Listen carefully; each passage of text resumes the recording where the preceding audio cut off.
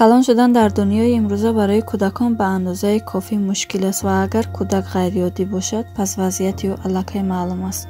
امروز سراغ کودکان می رویم که در میان میلیون آدم سالم یک نفر با چنین حالت دیده می شود. لایک موندن و پدپیسه کردن را فراموش نکنید.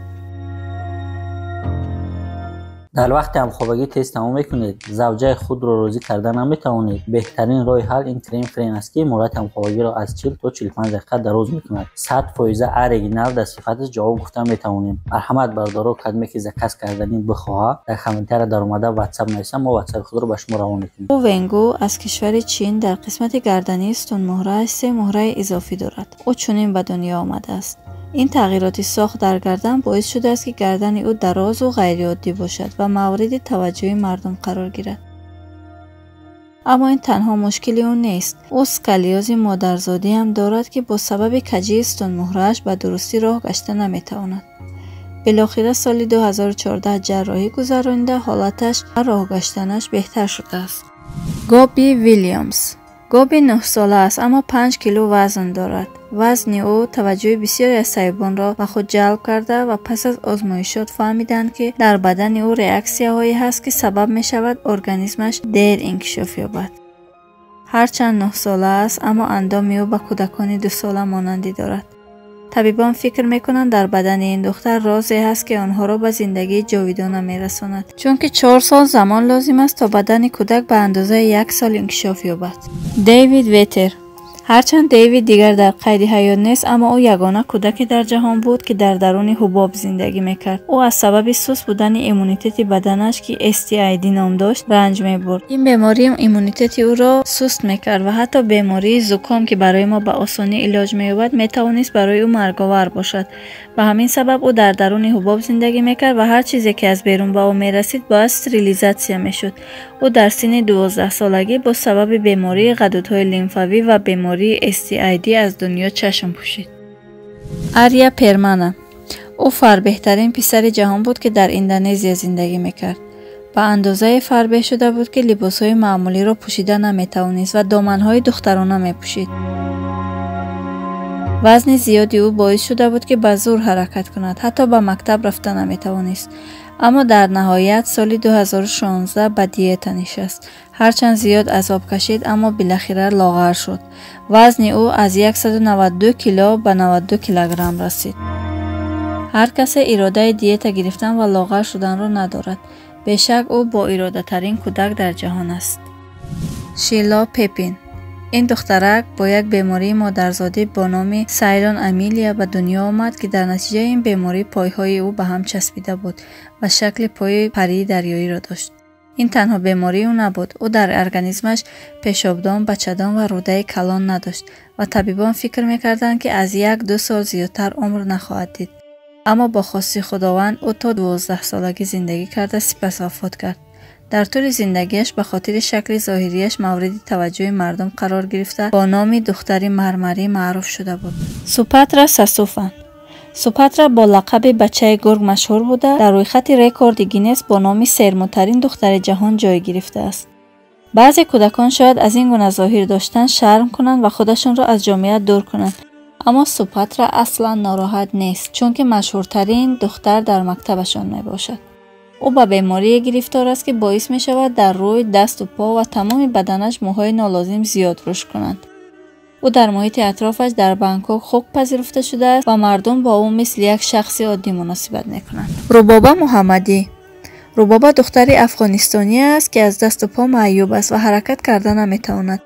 اما این معیوبیش باعث شده است که استعداد نقاشی او شکوفا شود. این دختر 16 ساله نقاشی‌های زیادی را با کمک دهانش می‌کشد که خیلی زیبا هستند و همین رسم‌ها او را مشهور کردند. هرچند او هنوز نوجوان است اما گفته است که می‌خواهد با واسطه نقاشی‌هایش مردم جهان را از سختی و مشکلات زنان افغان آگاه کند. داستان این دختر و راه افتاده نشدنش به خاطر معیوبیش واقعاً حیرت آور است. پرانشو. پسرک پنجابی که با پیشانی بزرگ و چشمای باریک به دنیا آمده است. مردم دهه آنها از او نمیترسند، برعکس او را خدا نامیده میپرستند. آنها فکر میکنند که خدای آنها گانجو در بدن این کودک ظهور کرده است.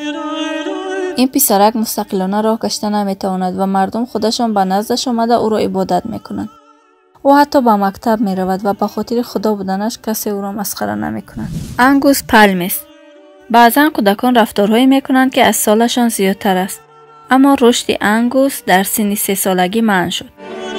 او حاضر 15 ساله است اما بدنش به یک کودک خردسالی 3 ساله مانند است. این پسرک طبیبان را شگفت زده کرده است و بیماری او خیلی عجیب بوده تا حال نام آن را نیافتند. با این بیماریش یگانه کودک در جهان بوده در بین 7 تا 7 میلیارد جمعیت جهان در یک نفر دیده می شود. او سخن گفتن نمی تواند و با صداهای هرخیله برآوردن و حرکت انگشتان دست مقصد خود را می فهماند. پدر و مادرش الکی عادت کردند و می دانند که فرزند آنها کلان نمی شود و همیشه کودک باقی خواهد ماند. آنابل وایت هاوس. وقتی آنابل 5 ساله بود الکی سایت های خبری درباره او معلومات داشتند.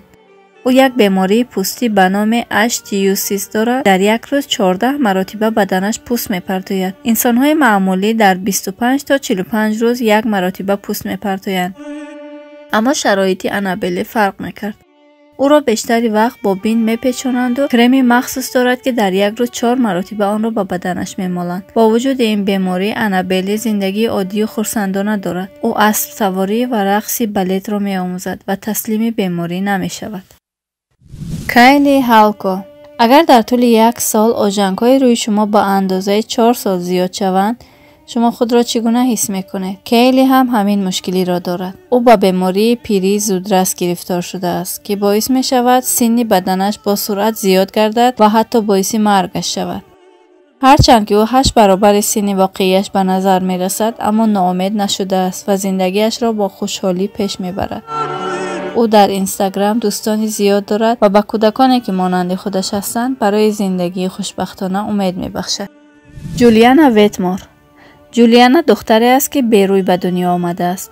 1 سال پس از تولدش داستانی او را همه فهمید و همه نسبت او توجه ظاهر کرد. او با سیندروم ریچر کالینس به دنیا آمده. 40% استخوان‌های رویش نیستند. او تا 12 سالگی 40 جراحی را در روی خود گذرانده است و همه این جراحی‌ها به آن خاطر بوده است که توانند برای او روی بسازند که او از عهده کارهای ساده مانند خوردن یا حرف زدن برآید. جولیانا با اشاره صحبت می کند و برای شنیدن صدا در گوشش سماعک دارد. او به مکتب می رود و کوشش می کند که صحبت کند. جولیانا می گوید که از ظاهر خود راضی است و دیگر نمی خواهد جراحی کند. او دختری تاثیرگذار و با اراده است که پدر و مادرش تصمیم گرفتند کودک دیگری را با این نوع بیماری به فرزندخانه بگیرند.